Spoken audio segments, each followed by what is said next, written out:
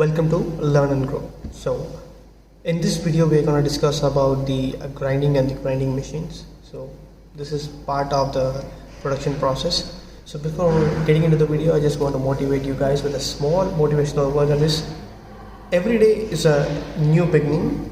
Take a deep breath and start again. So every day is a new day. So whatever the things that you lost yesterday, make sure that you get it today, and whatever the things that you forgot to do it, make sure that you do this today, because every day is a new day and every day starts with a new beginning. So go for it, achieve that you need it.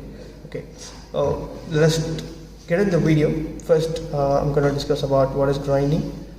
Grinding is a process of removing materials by abrasive action of a revolving wheel on the surface of a workpiece in order to bring it to a required shape and size. So basically, grinding is a process of removing the materials. For example, if we take a cap, so if there is no even shape in the flask, I want to remove the excess shape from it, means I use this grinding. So when I use the grinding, what it will do is it will remove the excess layer on the flask and make sure that the flask looks glossy like this. So this is called the grinding process. So the wheel used for performing the grinding operation is known as grinding wheel.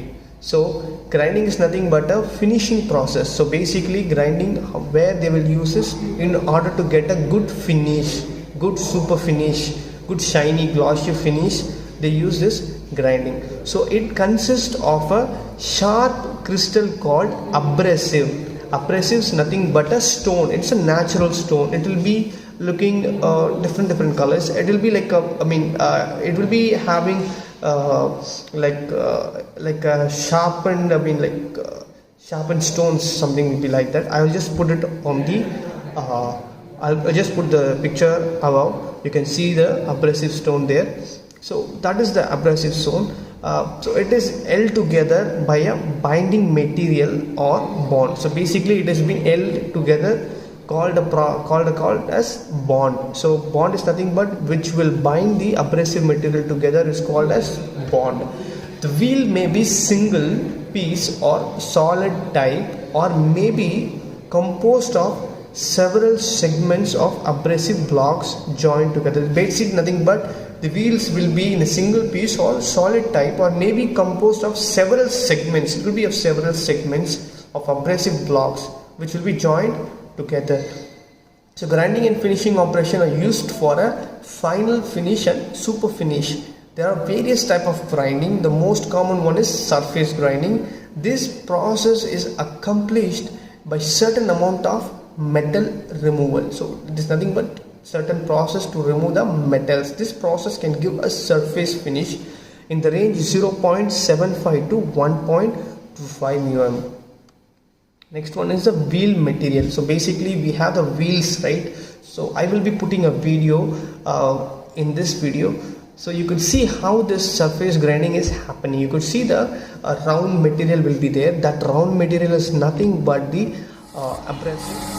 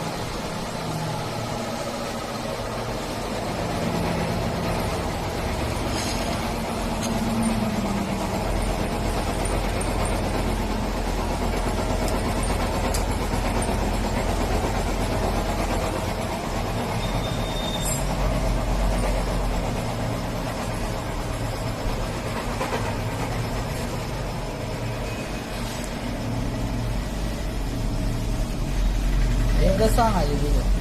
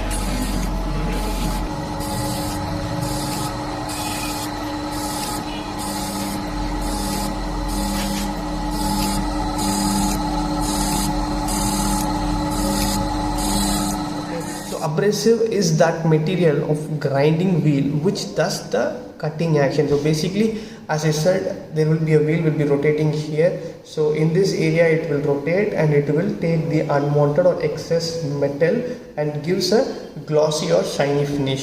So there are two types. One is natural abrasive and the next one is the artificial abrasive. The first one, natural abrasive, we go. The common natural abrasive or sandstone. So that is a natural abrasive, sandstone. Next one is a emery, that is 50 to 60% of crystalline. It will be like a crystal shape, crystalline.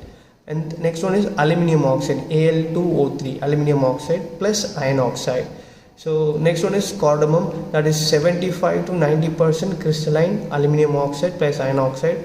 And the diamond, everybody knows diamond, so diamond also is an abrasive material. The stone, the sandstone, is used only for sharpening some woodworking tool. So basically this sandstone is used only for sharpening some woodworking tool. So basically some wood related items is there, means they use this natural abrasive sandstone to do a surface finish. Diamond is used for dressing the grinding wheel and acts as an abrasive material for hard material. So basically diamond is used for dressing the grinding wheel and it will act also as an abrasive material for hard materials. Next one is the artificial abrasive.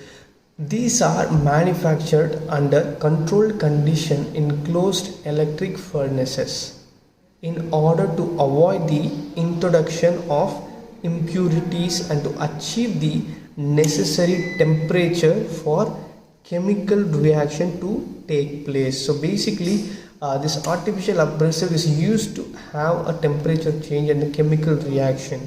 Example, silicon carbide, aluminium oxide.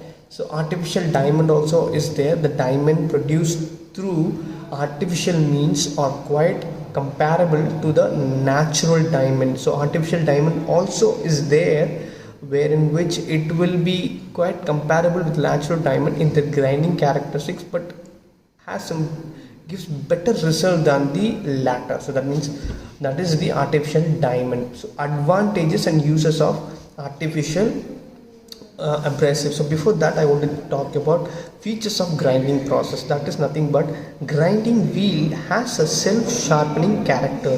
This means that the dull or worn out grains of the grinding wheel are moved either by fracture or tearing of the bond, thus exposing fresh new grains. So next one is the operation is intermittent in nature and produce discontinuous chips. So these are the features, some of the features of grinding. Next one, advantages and uses of artificial abrasive. The artificial abrasives have lately suppressed the natural abrasive for the following reasons. The control condition in electrical furnace enables uniform in the product. So the control condition, basically when the control condition happens in an electric furnace, that enables uniform in the product. So uniformly you get even grinding throughout the process. So the quality of the production and supply can easily be varied according to the demand. So the quality of the production and supply can easily be varied according to the demand. So it can be varied according to the demand. So whichever the demand, maybe it should be more finer or more sharpened or more glossy.